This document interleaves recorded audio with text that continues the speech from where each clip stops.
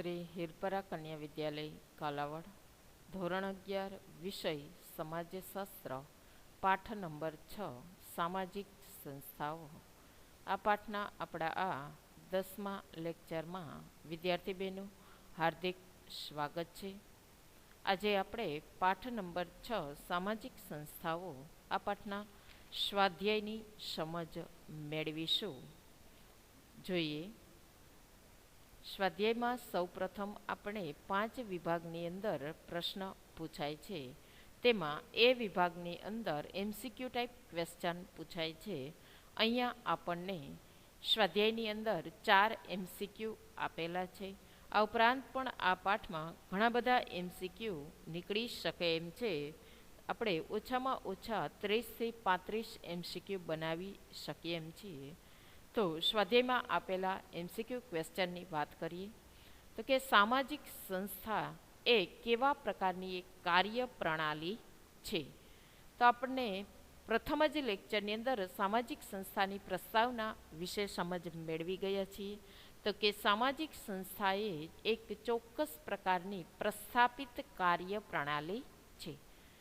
દરેક સમાજની અંદર આવી પ્રસ્થાપિત એટલે કે સંસ્થાઓ હોય જ છે. ત્યારબાદ જોઈએ, માતૃસત્તાક કુટુંબમાં મિલકતનો વારસો કોને મળે છે. આપણે માતૃસત્તાક કુટુંબ વ્યવસ્થામાં જોઈ ગયા કે માતા તરફથી માતૃસત્તાક કુટુંબની અંદર પુત્રીને મિલકતનો વારસો મળે છે. તો અહીંયા જવાબ આવશે એ પુત્રી 2. ત્યારબાદ જોઈએ 3, વિભક્ત કુટુંબમાં કુટુંબના નિર્ણયો કેવી રીતે લેવાય છે. તો એમાં જવાબ બ આવશે. એમાં પતિ પત્ની બંને અને એના બાળકો જ રહેતા હોય છે, એટલે વિભક્ત કુટુંબમાં નિર્ણયો સર્વસંમતિથી લેવામાં આવે છે. ત્યારબાદ જોઈએ, સ્પેશિયલ મેરેજ એક્ટ કઈ સાલની અંદર ઘડવામાં આવેલો છે. એમાં પણ જવાબ આવશે એ એટલે કે 1954. હવે અહીંયા તમને એમ થાય કે 4 MCQની અંદર એ જ જવાબ આવે છે. સોરી, એ અને એ.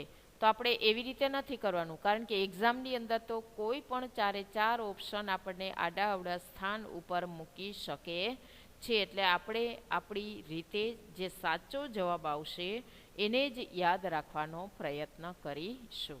ત્યારબાદ આપણા પ્રશ્નપત્રના માળખા પ્રમાણે બી વિભાગમાં જે 1 ગુણના પ્રશ્ન પૂછાય છે તે એ પણ આપણને 4 પ્રશ્ન સ્વાધ્યાયમાં આપેલા છે. પહેલો પ્રશ્ન છે વિભક્ત કુટુંબ એટલે શું. પહેલો જ પ્રશ્ન છે ખાસ વિદ્યાર્થી બહેનો કે વિભક્ત કુટુંબ એટલે શું. કે તો વિભક્ત કુટુંબની અંદર કે જેમાં પતિ પત્ની અને એના જ સંતાનો રહેતા હોય એમને આપણે વિભક્ત કુટુંબ કહીએ છીએ. પતિ પત્ની અને એમના સંતાનો રહેતા હોય એક જ સાથે તે વિભક્ત કુટુંબ કહેવામાં આવે છે. નિર્ણય પણ આપણે જોયું કે એમાં સર્વસંમતિથી લેવામાં આવે છે. ત્યારબાદ માતૃસત્તાક કુટુંબમાં વંશની ગણતરી કોના નામથી થાય છે. તો આપણે જોયું કે માતૃસત્તાક કુટુંબમાં વંશની ગણતરી માતાના નામથી કરવામાં આવે છે. પ્રશ્ન નંબર 3, એકસાથી લગ્ન પ્રથા એટલે શું. તો કે એકસાથી લગ્ન પ્રથા એટલે કોઈ એક સમયે એક પુરુષ કોઈ એક મહિલા સાથે લગ્ન સંબંધથી જોડાય છે એમને એકસાથી લગ્ન કહેવામાં આવે છે. વિશ્વના મોટાભાગના સમાજની અંદર એકસાથી લગ્ન પ્રથા જ જોવા મળે છે. ત્યારબાદ પ્રશ્ન નંબર 4, સમલોમ લગ્ન એટલે શું. તો કે પોતાના સમકક્ષ અથવા પોતાના જ જૂથ કે પોતાની જ જ્ઞાતિમાંથી જીવનસાથીની જે પસંદગી કરવામાં આવે એને સમલોમ લગ્ન કહેવામાં આવે છે. ત્યારબાદ જોઈએ સી વિભાગમાં આપણે પૂછાતા પ્રશ્ન જે 2 ગુણના પૂછાય છે. તેમાં આપણને પ્રશ્ન પ્રથમ આપેલો છે જ્ઞાતિની વ્યાખ્યા જણાવો. તો આમ વિભિન્ન ગોત્ર જૂથોના કુટુંબનું બનેલું એક અંતરવિવાહી જૂથ જેને આપણે જ્ઞાતિ કહીએ છીએ. પરંતુ આપણે MN શ્રીનિવાસ નામના સમાજશાસ્ત્રીએ સમજાવેલી જ્ઞાતિની વ્યાખ્યાને યાદ રાખીશું. તો જ્ઞાતિ એ એક વંશ પરંપરાગત અંતઃલગ્નની પ્રથા ધરાવતું અને સામાન્ય રીતે એક જ સ્થળે વસ્તુ જૂથ છે. ખાસ વિદ્યાર્થી બહેનો યાદ રાખજો, અંતરવિવાહી જૂથ એટલે કે એક વંશ પરંપરાગત રીતે એક જ સ્થળે વસવાટ કરતું જૂથ. આ ઉપરાંત પણ ધુર્યે પણ આપણને જ્ઞાતિની વ્યાખ્યા સમજાવેલી છે કે હિન્દુ સમાજ એવા વિભિન્ન જૂથોમાં વિભાજિત થયેલું છે કે જે જૂથોના સામાજિક પ્રતિષ્ઠાના સ્તરો અને પારસ્પરિક વ્યવહારોનું ક્ષેત્ર ભિન્ન ભિન્ન બતાવે એમને જ્ઞાતિ કહેવામાં આવે છે. ત્યારબાદ પ્રશ્ન છે સામાજિક વર્ગ એટલે શું? સાદી અને સરળ વ્યાખ્યા એ રીતે આપણે યાદ રાખીશું કે સમાન સ્તરની વ્યક્તિઓનો બનેલો સમૂહ જેને સામાજિક વર્ગ કહેવામાં આવે છે.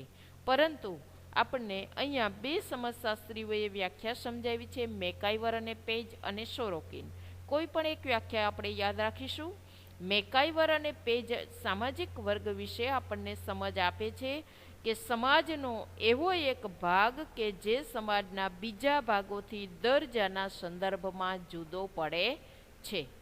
ત્યારબાદ સોરોકિન વ્યાખ્યા આપે છે કે સામાજિક વર્ગ એટલે સમાજમાં લોકોનો એવો સમૂહ કે જેના સભ્યો વ્યાવસાયિક, આર્થિક, રાજકીય દરજાની બાબતમાં સમાન સ્થાન ધરાવે છે, પરંતુ સમાન દરજાનો બનેલો એક સમાન સ્તરની વ્યક્તિઓનો સમૂહ.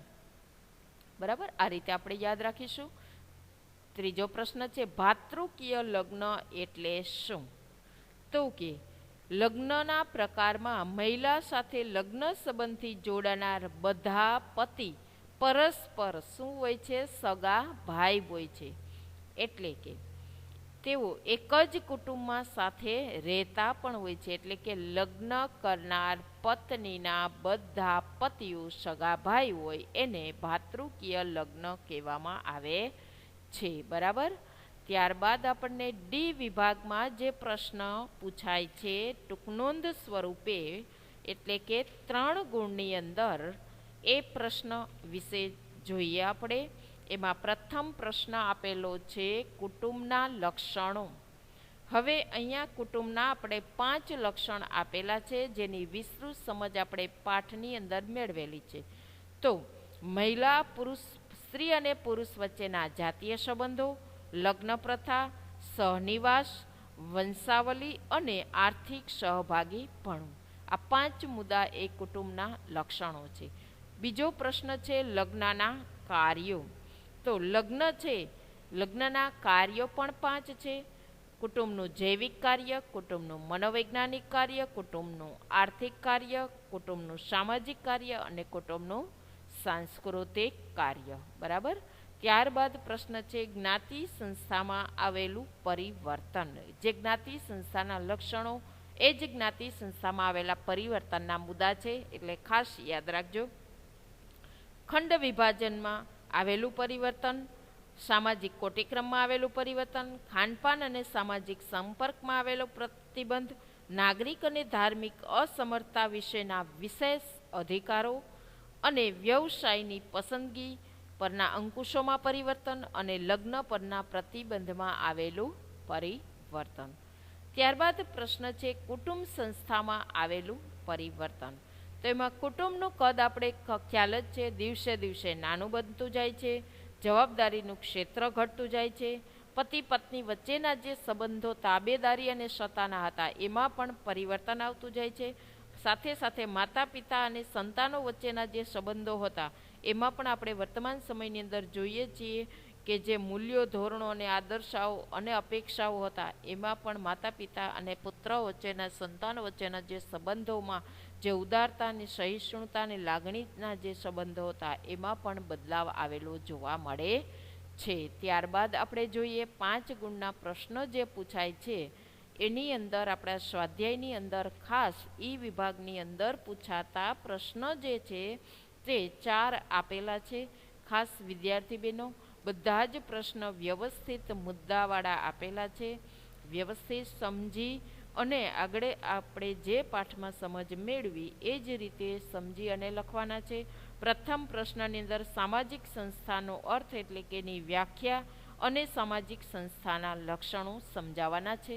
પ્રથમ જ MCQ જોયો સામાજિક સંસ્થાની વ્યાખ્યાનો કે સંસ્થા એ સમૂહ પ્રવૃત્તિની પ્રસ્થાપિત કરતી એક ચોક્કસ કાર્ય પ્રણાલી છે. બરાબર. તો સામાજિક સંસ્થાના લક્ષણો છે એ પણ 5 છે. વલણ અને વર્તનની ઢબ, સાંસ્કૃતિક પ્રતીકો, સાધન સગવડ, વર્તનના ધોરણો અને ચોક્કસ વિચાર. દરેક સમૂહને એક વિચાર સરણી હોય છે. બરાબર. ત્યારબાદ કુટુંબનો અર્થ અને કુટુંબના પ્રકારો. કુટુંબના અર્થની અંદર કુટુંબ એ બાળકોવાળા કે બાળકો વગરના પતિ પત્નીનું બનેલું એક લાંબા ગાળાનું જૂથ છે, અથવા સામાજિક એવું કુટુંબ જૂથ છે કે જેના સભ્યો પ્રજનન પ્રક્રિયા દ્વારા એકબીજા સાથે જોડાયેલા હોય છે. કુટુંબના પ્રકારોમાં આપણે એમને ચાર્ટ દ્વારા સમજૂતી મેળવેલી છે. કુટુંબના પ્રકારોની અંદર વંશના આધારે કુટુંબના 2 પ્રકાર, માતૃસત્તાક કુટુંબ અને પિતૃસત્તાક કુટુંબ. સત્તાને આધારે કુટુંબના 2 પ્રકાર, માતૃસત્તાક અને પિતૃસત્તાક. સ્થાનને આધારે 2 પ્રકાર, માતૃસ્થાનીય અને પિતૃસ્થાનીય. સહનિવાસને આધારે કુટુંબના 2 પ્રકાર જોઈએ આપણે, સંયુક્ત કુટુંબ અને વિભક્ત કુટુંબ. ત્યારબાદ લગ્ન સંસ્થા એટલે શું અને તેના ઉદ્દેશો અથવા હેતુઓ. તો કે લગ્ન સંસ્થાની અંદર લગ્નનો અર્થ જે અનેક સમાજશાસ્ત્રીઓએ સમજાવેલો છે. આમ વ્યાખ્યા ઉપરથી એનો અર્થ એવો થાય કે લગ્ન એ મહિલા અને પુરુષને કૌટુંબિક જીવનમાં પ્રવેશ આપતી એક સંસ્થા છે, અથવા એક કે વધારે પુરુષોનો એક કે વધારે સ્ત્રી સાથેનો જાતીય સંબંધ છે, જેને સમાજના રિવાજ અને રાજ્યના કાયદા દ્વારા પરસ્પર થનારા બાળકોના હકો અને ફરજોનો સમાવેશ થાય છે. એના હેતુઓ જોઈએ તો એમના હેતુઓ 4 છે.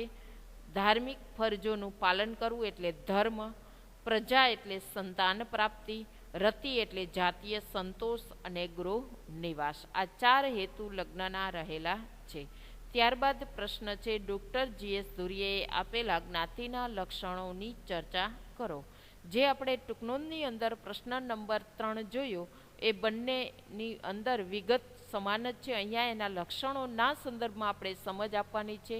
એ જ લક્ષણોની અંદર વર્તમાન સમયની અંદર આધુનિક ઔદ્યોગિક શહેરીકરણથી શું પરિવર્તન આવ્યું એ આપણે ટૂંકનોંધની અંદર લખવાનું છે.